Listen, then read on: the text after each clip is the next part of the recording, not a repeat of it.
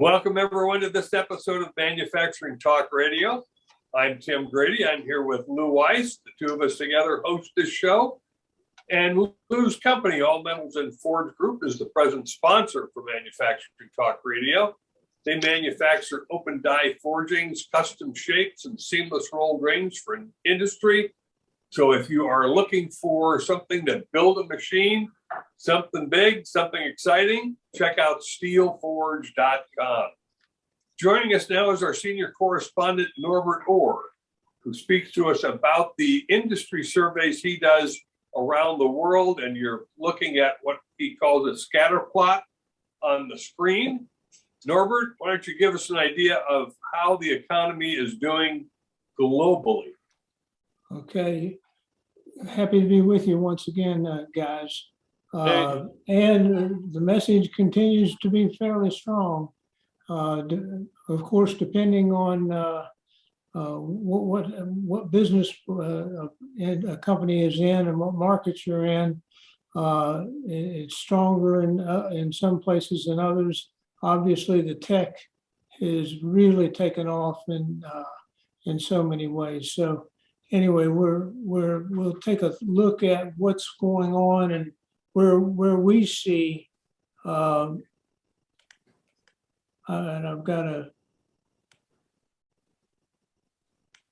okay. Anyway, let me go here, and I think I can point at what's happening. And obviously this has a mind of its own. Okay. We're looking at the scattergram for October. What's happening during October? I'm sorry, Norbert, can you, for the purposes of our guest, could you explain just for a moment or two what the scattergram is? Okay. That'd be great. Let's start, and that's a good point, Lou. Let's start at the beginning, which is basically we have 18 surveys that we follow closely from around the globe. Some of them are focused in Europe, some US, some Asia, and so on. I'll point those out as we go through. And the whole idea is put them on a grid or scattergram and place them compared to what other countries are doing and see what they look like. And it's a typical 4-quadrant analysis, so that if they're in this category here of expanding and weakening, that means that they were growing, but they were growing at a slower pace. Whereas over on this side, it would be strengthening and expanding. Of course, that's where you want the most to be, is in that quadrant. Down at the bottom, you've got contracting and strengthening, which would mean that it is getting stronger, but it's at a slower rate. And then the last quadrant would be contracting and weakening. So obviously that's not where you want to be in that group. And as you see, there's very few in those two bottom groups, which is a very positive response to this. The other thing that I like about this is we can put a trend line on there so that this line going up here is showing a very positive trend. Now, interestingly, last month, that trend was slightly downward. And so it saw a reversal. So October was a much better month than September was for people who can participate in this. Now, we've also got some manufacturers that are in this group. And then we have some service-related companies.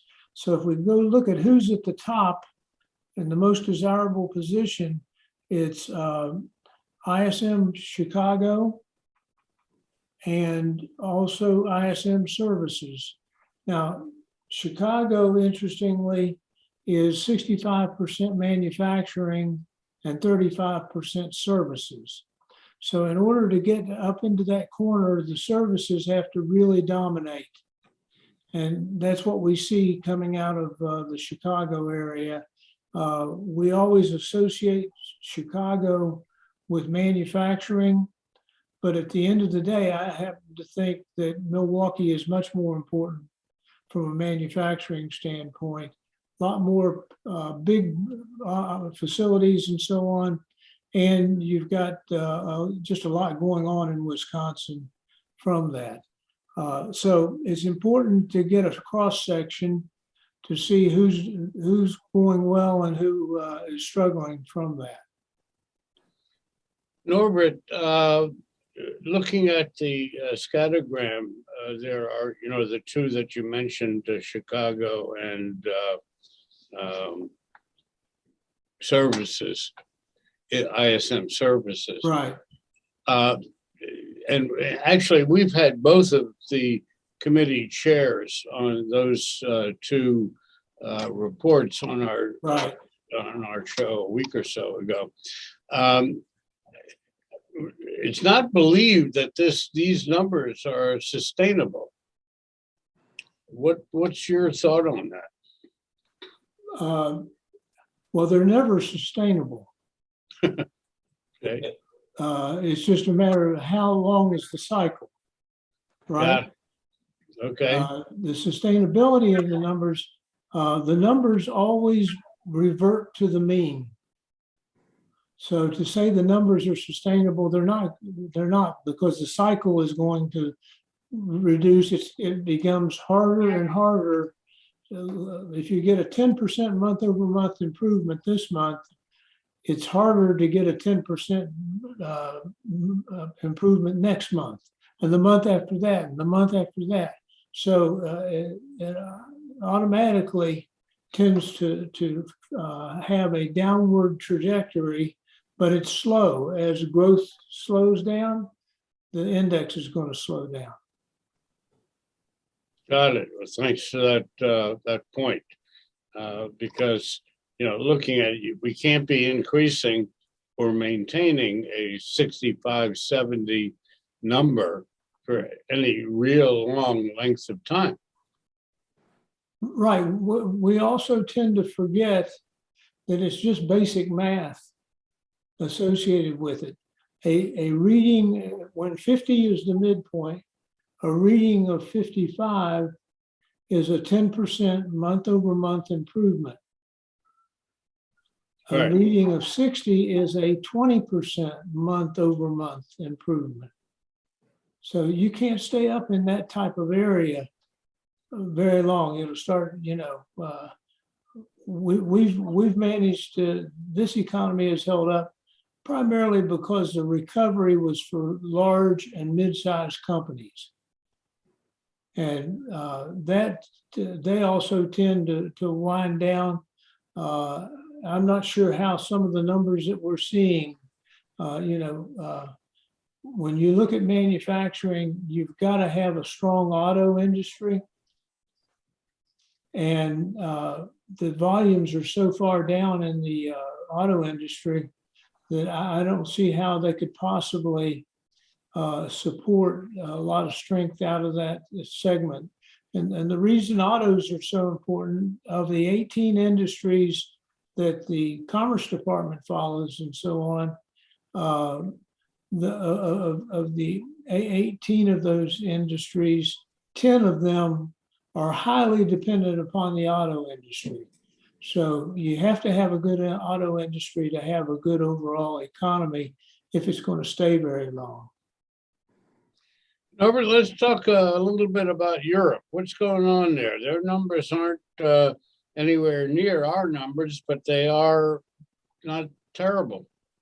They actually are. In fact, my favorite number coming out of that, Lou, is we saw the UK going through all of the ramifications of Brexit and all of the doom and gloom that was supposed to come out of that. They have not had a negative month since Brexit. And so they have done extraordinarily well. and look to continue. And the rest of Europe, the Netherlands is always quite strong, but it's not a very big manufacturing sector. Germany is a big issue because they have the auto industry for Europe tied up. And so if the auto industry is doing well in Europe, they can do well, but they also have a lot of other chemicals that they're very strong in, and components for high-tech gear and so on that you would know a lot about. So Europe, Italy, France, and Spain have stayed pretty much near the 55 mark and seem to be fairly well entrenched right there and doing better than they have done in quite some time. So Europe is covering itself. And then, of course, we got the Americas. We got the Brazil and Mexico, which is showing its typical weaknesses. And why don't you tell us a little bit about that? Well, when you get to Brazil, you can't you have to try to separate politics and economics. Hard to do. But very few places are successful at doing that, right? There are. And Brazil winds up usually with either a strong economy and weak politically, or strong politically and weak economically. And I don't look for that to change anytime soon. That's the way their methodology works. And always has, and probably, and maybe always will. Yeah, could be. To our southern border, Mexico, they're not doing so good. Mexico, I'm amazed that we haven't heard more screaming and yelling out of Mexico with the flood of people that are going through the country and what it's doing to their own population, their own employment issues. I'm just surprised that that they haven't been more vocal. Lou, you and I were talking previous about, what's expanding and what's the number where expanding is expanding. And you were looking at Norbert's report and something about a 49 and something about a 43. I think you've got those numbers. I wonder if you could ask Norbert to cover what it was in that. Norbert, in the report, they refer to the PMI reading of 43.1% generally indicates an expansion. And there's another place in the report that they're talking about, I think the same thing, and I don't know if this is a typo or is it a different perception, and that is PMI reading of 49.2 over time generally indicates an expansion. I don't know if, like I said, I don't know if that in fact is a oops or what the two numbers mean. Well, it's not an oops. It's the way that's been measured for quite some time. And if we quite often talk about 50 in this data, and 50 is the break-even point. Right. Not growing, not declining. Okay. And so what that number of 49.2 is intended to cover is what is the break-even point for the overall sector compared to past growth periods, et cetera, that we have. Mm-hmm. So that if you have a number of 49.2, that would indicate for services that we're not growing. If we fall below that, it would be declining. So it's just another measure of the same thing, basically, Got but it's handicapping it, if you will, Mhm. so that we understand what the growth is. So let's say manufacturing is at 43.2, I think. That means they're still growing. The overall economy is still, manufacturing economy is still growing above that 43.2 number. And so it tells me the break-even point for manufacturing is generated by the number of companies. We have maybe 14 companies that are representing manufacturing. It means above that number, that they are how should I say, you're going to be happy with that number above 43.9, Mhm. because you're going to get the growth, you're going to get the things that you're looking for in terms of positives and so on. But it doesn't mean that everybody in the sector is doing well. It's not necessarily broad reaching as it would be at 50 to do that. Got it. Got it. Okay, thank you. Yeah, that's interesting, Norbert. I know that you were with the Institute for Supply Management for many years and helped develop their survey numbers every month. And 43.2 being expansionary, I always look at 50 being the break even. And if you're below 50, you got problems. But Right. you could still be growing at 44. Yeah, I look at this, Tim, the way maybe how I envision an economist looks at it.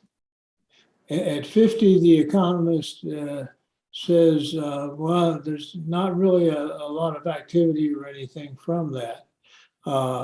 At 50, the supply chain manager looks at it and says at 50, things are starting to get warmed up and things are starting to get better to do that. So the economist would be more interested in the 43.2, because that's when the overall economy is growing, whereas 50 is where the manufacturing sector or the services sector are growing.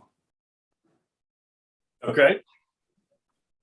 So let's talk about November, December, the holiday season. I see that consumer sentiment cooled off remarkably over the last 30 days, although they're taking on more revolving credit debt. I guess it's still a case where we're looking at expansion. All of the numbers look expansionary. Is that really what we expected to see going into the first quarter of next year? Obviously, we've got a lot of issues around containers and shiploads of materials and so on. And I don't think we're going to straighten very much of that out, because nobody's taking any leadership to make that happen, to get the docks back to work. I actually visited out in LA in Long Beach 2 years ago and spoke at a meeting and told them then that they were refusing to accept new technology on the docks. They wouldn't, instead of giving somebody an iPad and the ability to read a barcode and transmit data in real time, the union didn't want any part of that.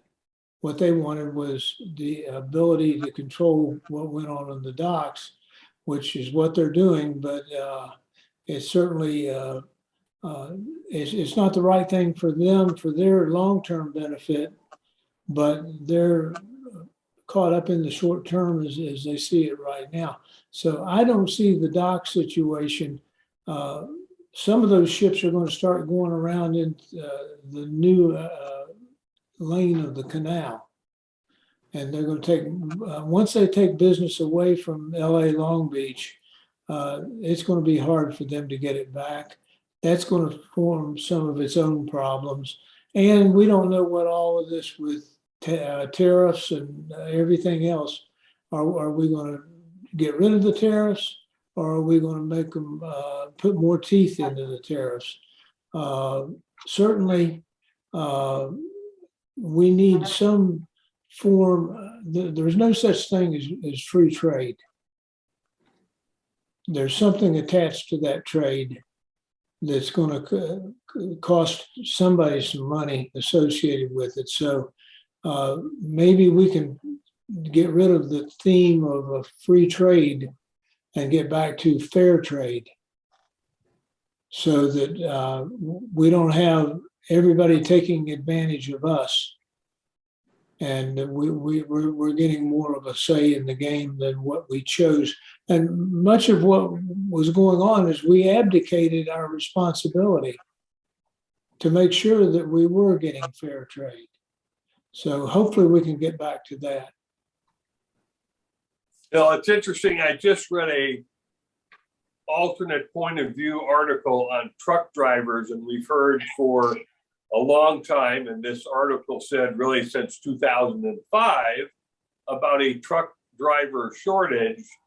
And the commentary was that we do not have a truck driver shortage. We have a wage disparity that makes the job unattractive. And as they raise the wages for truck drivers, but they're doing 70, 80 hours a week, the turnover at some trucking companies year on year is 90+%. That's probably pretty difficult to manage the driver issue with a backed up port.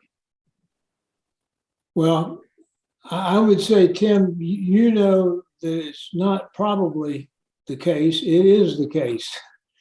I've had suppliers that I've worked with that have a 33% turnover rate. Well, I'm not happy with a company to do business with them because I know how difficult it is to maintain quality, to keep people that are interested in the business, people that are skilled. All of those things go by the wayside when you have those kinds of turnover rates. And you can make it as simple. I'm in Marietta, as you well know. I stopped at a Chick-fil-A just a little while ago, and what you see is that people aren't turning over in those stores versus other stores. Another place posts the number of employees. This is a family type of restaurant. Posts the number of employees that have more than 10 years with the company. And they probably have a total employment of maybe 100 people, and 35 of them are more than 10 years with the company. That's how you get good people, take care of them, train them, have them participate. Those are the positives that we're really looking for. Well, give us some wrap up, Norbert, of what you look at as you look at both manufacturing and services. I know you follow them both. And I know we've talked on, what our sense is going through the rest of the year, but with certain issues that are dragging on the economy.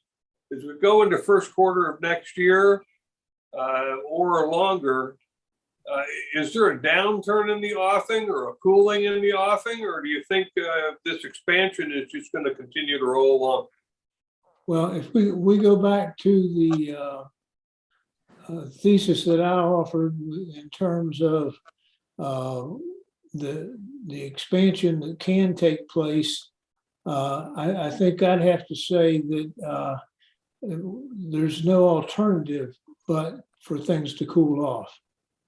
because it's just mathematically improbable, if not impossible, for them to do that. So I look for things to cool. That doesn't mean they necessarily, an awful lot is going to depend on what happens, how this plays out with Washington. Are we going to get more stimulus? And is that going to come in the form of electric bicycles? or whether we use our wits and we go back to producing oil so that we can keep that lower cost and more favorable toward the consumer. And there's a lot of different, as you said, trade-offs associated, but those are some of the trade-offs that we're seeing. And we absolutely, an increase in energy prices is a tax on productivity. And you can see it at the pumps. I filled up yesterday and it was 55 cents a gallon difference. Fortunately, I don't have to go out the door to go to work every day. I work at home. But I feel for the people that do have to go out to work and have to bear that additional cost. Yes, no doubt. Lou, anything else you want to ask Norbert before we wrap this up? No, other than things are looking fairly positive for a while. Going into Q1, we all know and understand that the numbers are not sustainable at this level, but that doesn't mean that it has to crash. And I think that's the point that Norbert was making earlier. It's going to go down, but it's not necessarily going to crash and destroy. Yeah, I think, the midterm elections are going to play a major role in how people really relate to what's going on in the economy. They're either going to have a sense of hope or a sense of fear based on the election results. And probably they should have both. Let me ask you one final question, Norbert. The $1.2 trillion stimulus package that became law today, the commentary from the administration is that this will not cause inflation to rise. I rarely see an instance where spending increases and prices don't rise because demand is up. What's your read of it? Well, there's only so much money in the economy, right? When you spend that money foolishly, you don't get any more return out of it. If they were spending all of that on capital improvements, the way they've kind of advertised it, Right? that would be much more positive than what they're doing, because they're taking away the best opportunity for us to work our way through this. When we make capital use capital to make ourselves more efficient, we wind up getting a good return on our investment. If we don't make it more efficient, then it's a drain. So, they're talking about things like anybody who makes over $500,000 a year, that they would get a tax credit. Well, all they talk about is is increasing taxes, and here they want to turn around and give that group tax credit from it. So, that's a fight that's already been had, and yet they want to bring it up again and try to make it happen somewhere. And I don't see that as positive. Inflation, ultimately is a monetary phenomenon. Inventories, employment, all of those have an impact, but truly it's printing money that causes inflation. And we've printed a bunch of money, and they're going to have to do that. only positive that I can pull out of this, and I'll leave you with that. Remember, President Obama talked about, well, we're going to spend this on shovel-ready jobs. Being the old purchasing guy that's been around these things for a long time, I looked at it and said, there are no shovel-ready jobs. Well, to Obama's credit, it only took him 4 years to catch up with me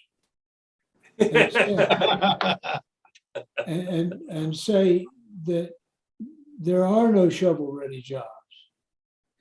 Nobody sits around with engineering already completed, waiting for a project that's going to get approved sometime, or maybe. Because those shovel-ready jobs are usually ones that can be deferred if they want to. So you get nowhere with it. Anyway, that's my story. I'm sticking to it. All right, Norbert. Well, thanks for being with us. Always great. Thanks for being with us. Surely. And we want to thank everybody who has come to this episode of Manufacturing Talk Radio. While you're surfing the web, go to jacketmediaco.com if you're interested in all of our other podcasts. And as always, we appreciate every listener, every viewer who comes to watch Manufacturing Talk Radio. Thanks again for listening.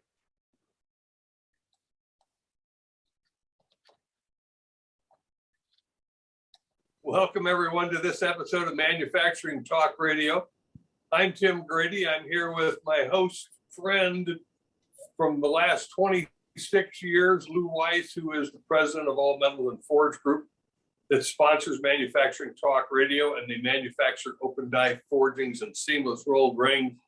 And we were kind of yakking it up with our guest, Dr. Chris Keel of Armada Corporate Intelligence, who joins us today. And we drag him on the show under the guise he's going to talk about the Credit Managers Index report, which he does, and then we drag him all over the conversation to other areas. So, Chris, welcome back to the show. Well, thank you very much. I enjoy being dragged into conversations. I mean, when you're an economist, you're constantly looking for new victims to talk to, because anybody that's heard you before just begins to run the other way, put their fingers in their ears, and go to their happy place. So it's always good to have new audiences.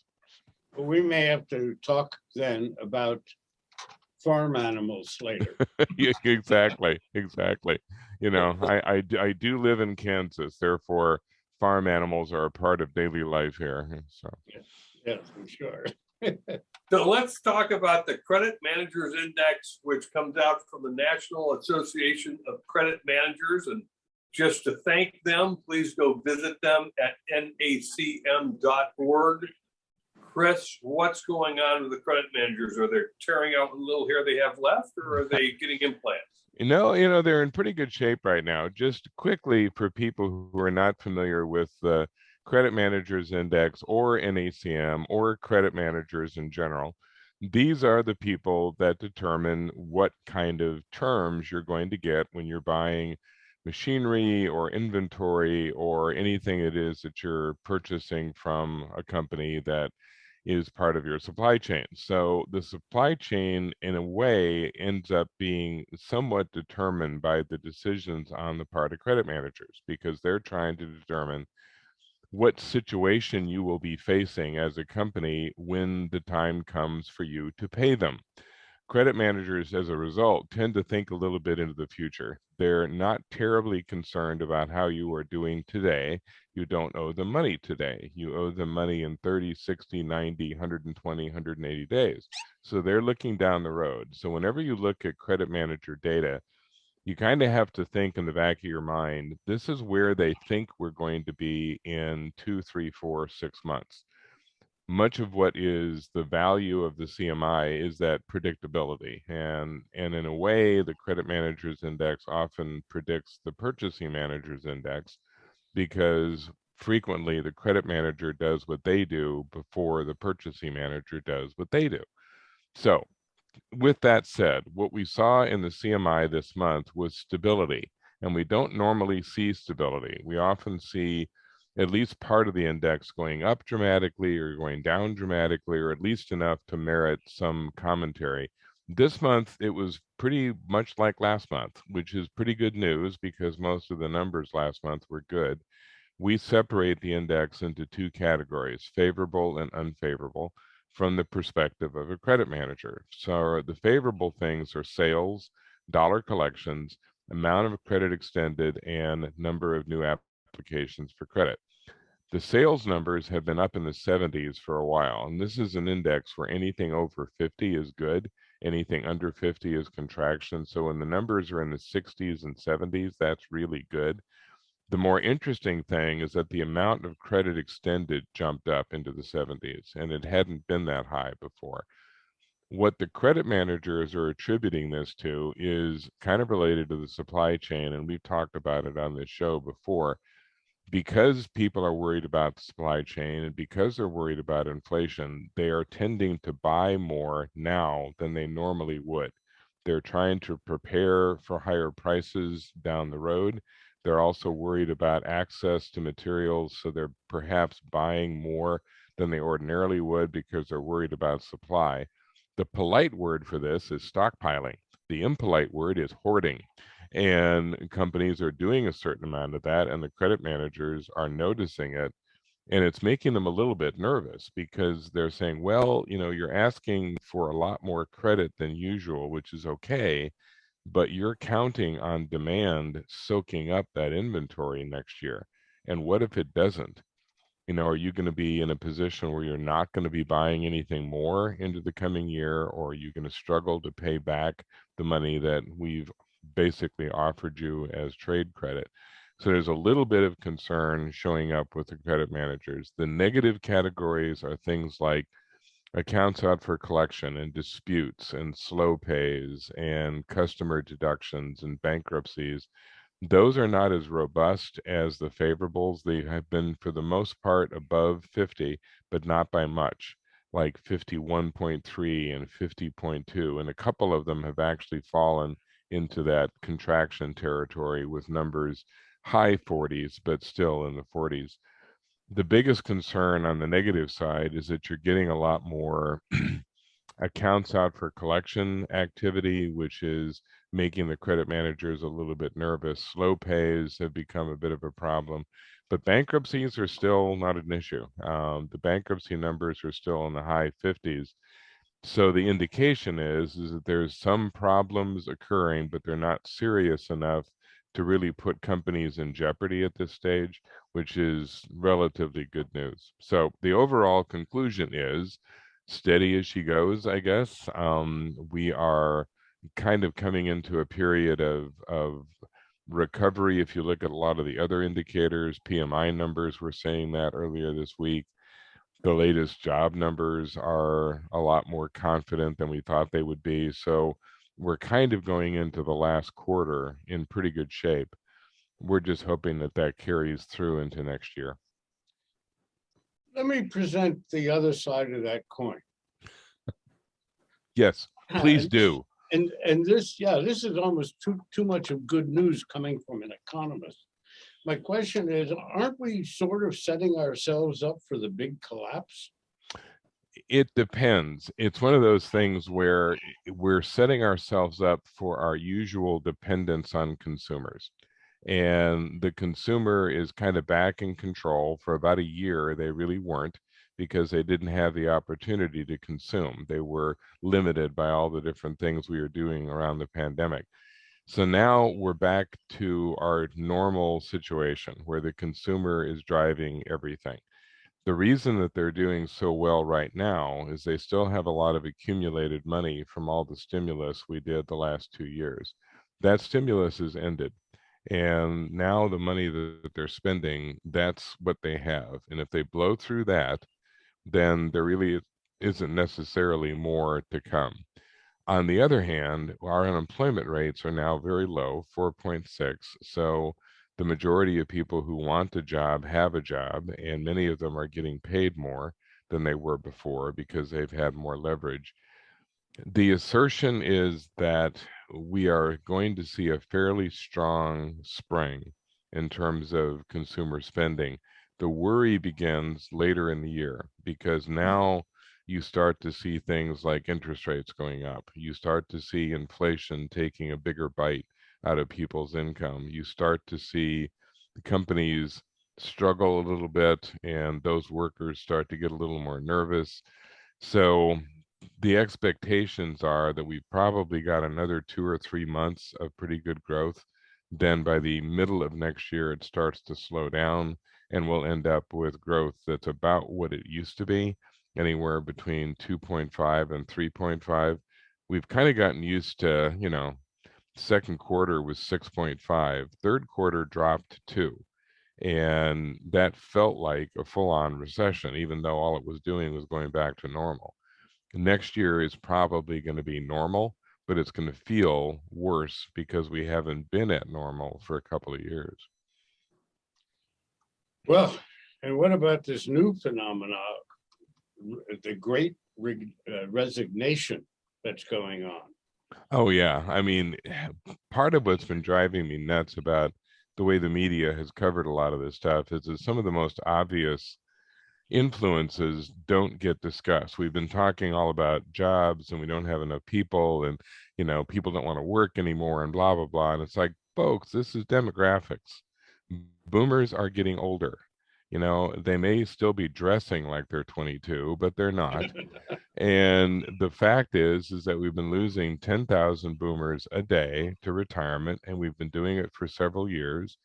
That's 3.5 million people a year coming out of the workforce. And not that many years ago, you could count on boomers to kind of stay in longer than normal. But the pandemic forced more than a few of them out. And they said, look, I mean, I don't have to work. I'm retirement age. It's too much of a risk. I'm going to stay out. So the shortage of people and all the resignations has been predictable. It's just demographics. The only way that we solve that problem is, have more kids. I mean, change child labor laws. I mean, if they're old enough to play video games, then they can program. What the heck? I mean, get them a job. And we're not big on immigration. And even now, even as we try to figure out what to do with immigration, we're trying to lure the talented people from around the world, which everybody else wants as well. So it's a little bit different environment. And then, of course, you get the usual media hysteria about things over which the media shouldn't be hysterical. Inflation has been driving me nuts, and I'm sure this will get me in trouble. But the guy that invented Twitter was talking the other day about how we are on the edge of hyperinflation. And I just have to remind people that the first 4 letters of Twitter is twit. And that pretty much describes that gentleman. Hyperinflation is 50% inflation per month over a period of time. This is when prices change by the hour.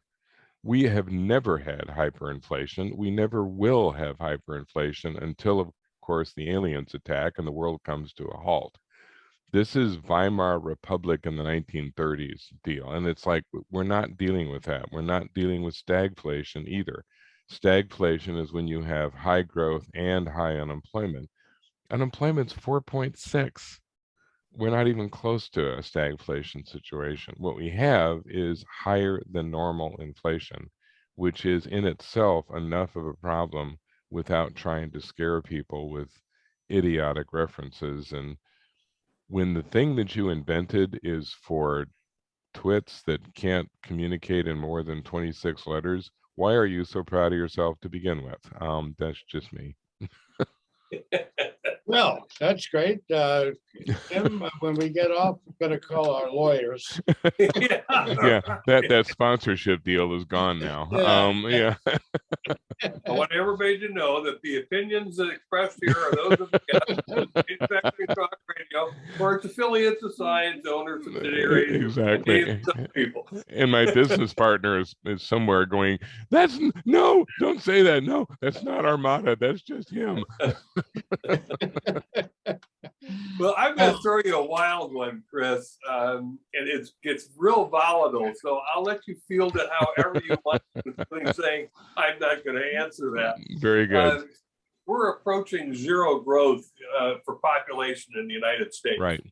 And since 1973, Roe v. Wade, we have stopped the birth of 60 million Americans.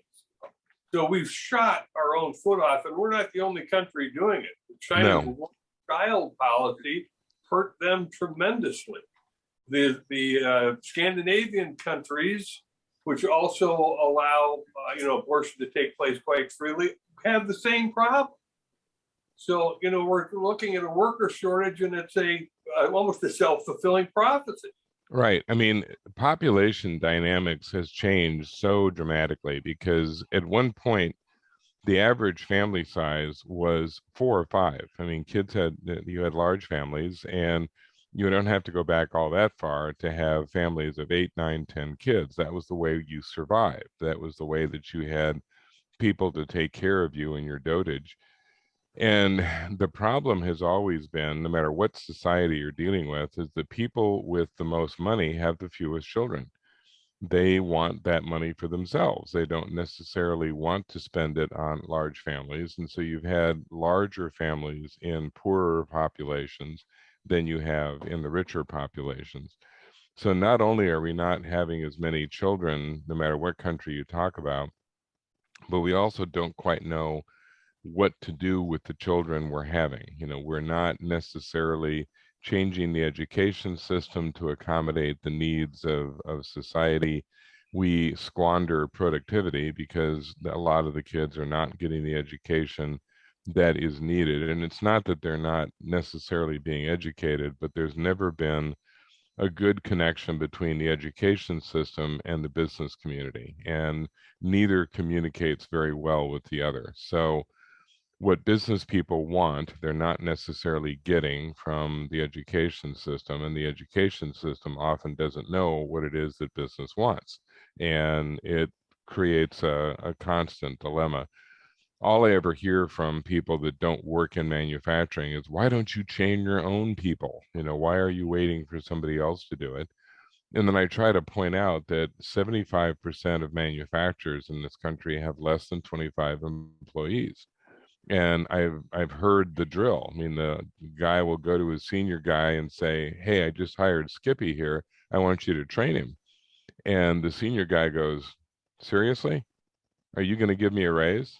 No. Are you going to give me less to do? No. So I'm already working a 50, 55-hour week from you, and you want me to train this idiot who doesn't even know how to turn the machine on? No.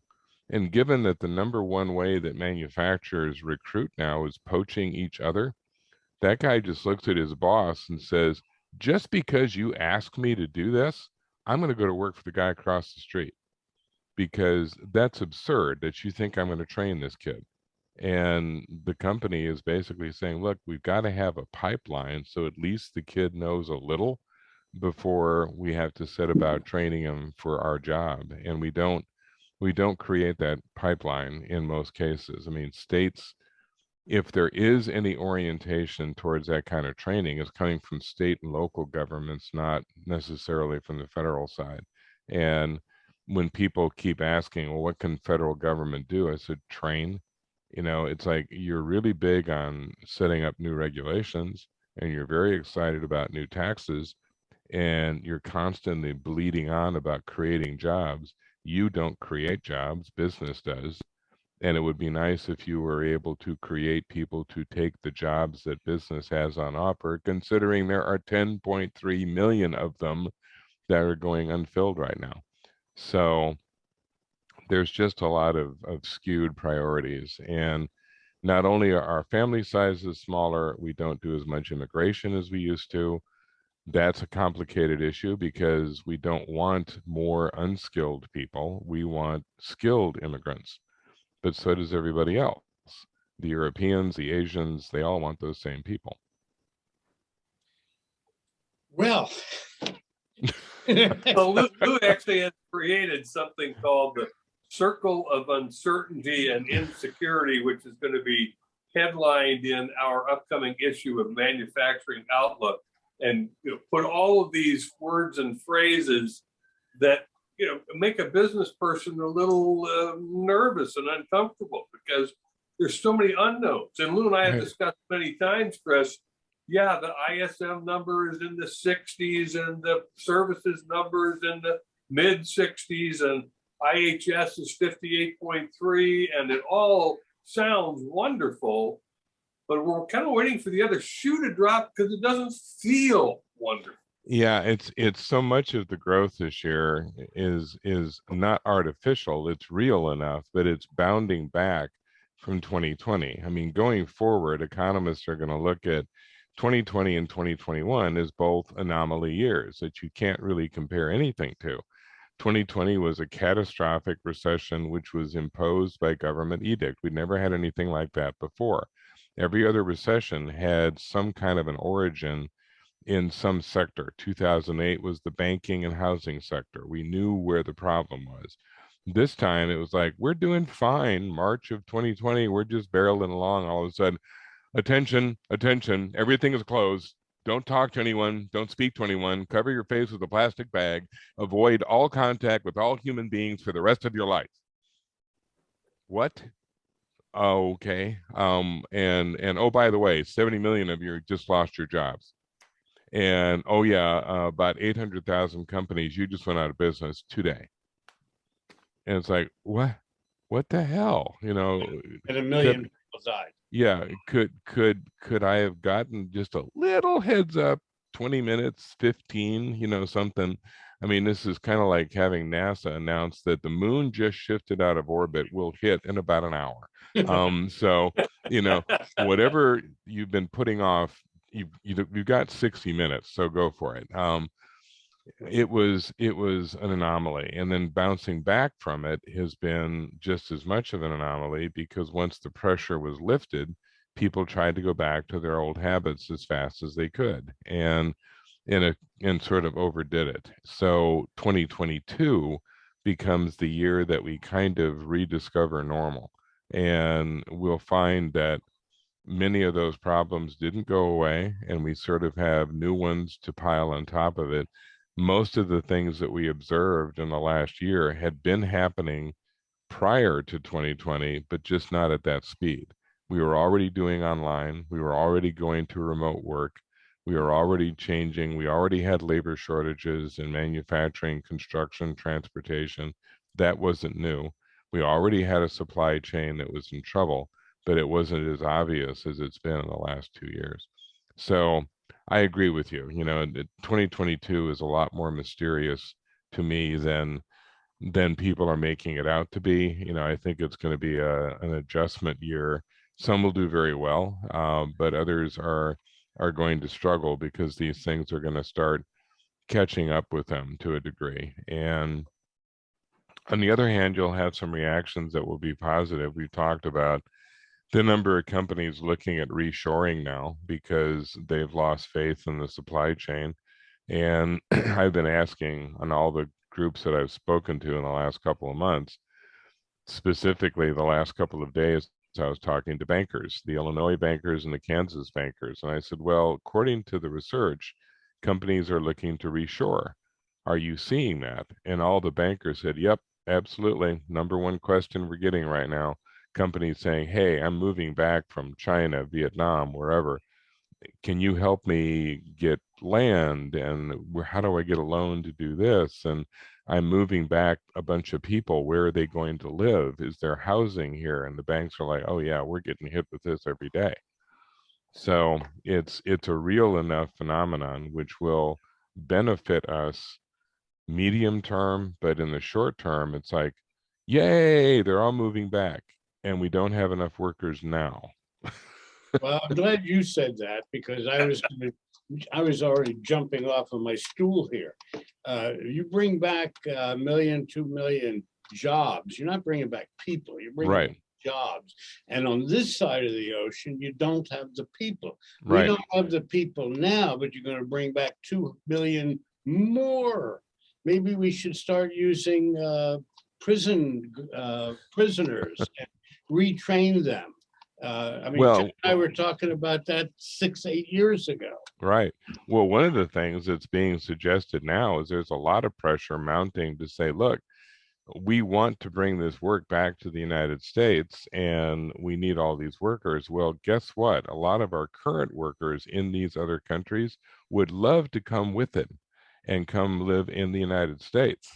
But the inhibition is they can't get visas. And so the pressure now is, look, I've got a bunch of great workers here in Vietnam, and they're all like, yeah, I've got relatives in Vietnam. Can I come too? And I've got relatives that live in LA. So, hey, I want to come back.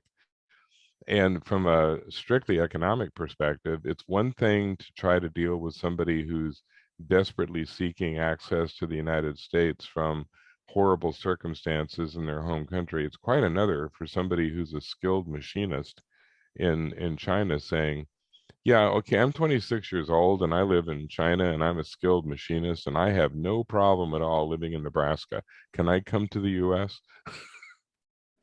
Yeah, very true. The other thing, I think where we're going to find some workers, Chris, is the automotive industry. Right. The automobile has several hundred parts to create its drivetrain and engine, and the Right. electric one has 20. So there Yeah. are going to be a lot of people leaving manufacturing here to go to manufacturing there because their jobs aren't needed anymore. Right. And I think one of the things, and you bring up another issue, which is how fast will some of these transitions take place? Because we hear a lot of conversation about the rise of alternative energy and all that sort of stuff. Well, we saw some of the limitations this year. The European energy crisis is due in no small part to the fact the wind didn't blow in Europe this year. They got 20% of what they expected to get from their wind farms, which is why they ended up being more dependent on natural gas.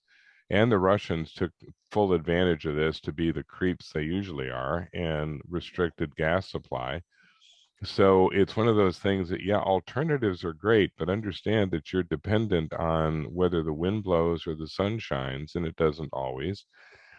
The Energy Information Agency did a report, and they're generally very interested in alternatives and all the rest. And they said by the year 2050, we will still be 76% dependent on fossil fuel globally. So coal will be about a quarter, gas will be about a quarter, oil will be about a quarter, and the amount of power that's coming from alternatives will have increased by 7%. And that's about it. And the utilities keep pointing out, saying, well, look, if we all go electric, you do realize that we have to produce the power that goes into those cars. So you may not be using as much gasoline, but we're going to be using more coal and oil and gas to build the utilities to fuel those cars. Do you not remember Texas a couple years ago, where a bad winter literally caused us to black out almost the entire Southwest? We didn't have enough capacity. Where would we have been if we had all the electric vehicles that you're thinking of having? And bottom line is 2.6% of the US fleet is electric. So we're a long way away from even having a significant contribution from the electric industry. So these are all, they're on their way, but they're decades from now. And people are continuing to talk about it like, yes, we're going to be an all electric country by next Thursday. No, we won't. Lou? Well, I'm more depressed now than when I got on the show. Well, see, you started out by saying I was being optimistic for an economist, so I had a reputation to defend. I understand. It's like, my Yeah. God, these people are happy. I can't have that. So you painted a interesting picture, which I, by the way, agree with. Good part of it. I think that, when you refer to the new normal, there is no new normal. This is the way it is, and it's going to be this way and continue to be this way. And the old normal is dead and gone. And even if we could figure out what the old normal was, Right. because I mean, every company that I ever deal with, I mean, they just laugh when people talk about anything being consistent because, everything changes, particularly in a manufacturer's life. The manufacturer is always in the most unenviable position because they're dealing with downstream and upstream. They're trying to figure out what's happening with their suppliers, with commodities, Right. with all the things they use over which they have no control. And then at the same time, they're trying to figure out what the customer is doing. And even if they're selling into an OEM, you're selling into an automobile manufacturer. Well, ultimately, it's still going to depend on what Joe Public wants to buy. And all it takes is for gasoline prices to jump by 50, 60, 70 cents a gallon. And suddenly people want to buy fuel sippers again. And the auto industry is like, well, I thought you didn't like fuel sippers. Well, we don't unless gas is expensive. But as soon as gas comes down again, we'll ditch those puppies and go back to our trucks and SUVs. And the auto industry goes, you do realize it takes 4 or 5 years to get a car ready for production? Oh, no, no, no. We want to change our mind by the hour. And it's like, well, what? Consumers are beyond a doubt the most, they're squirrels, they change their minds instantly. I mean, if you want to understand consumer behavior, literally just watch a squirrel trying to cross the street, and you will quickly understand the dynamic.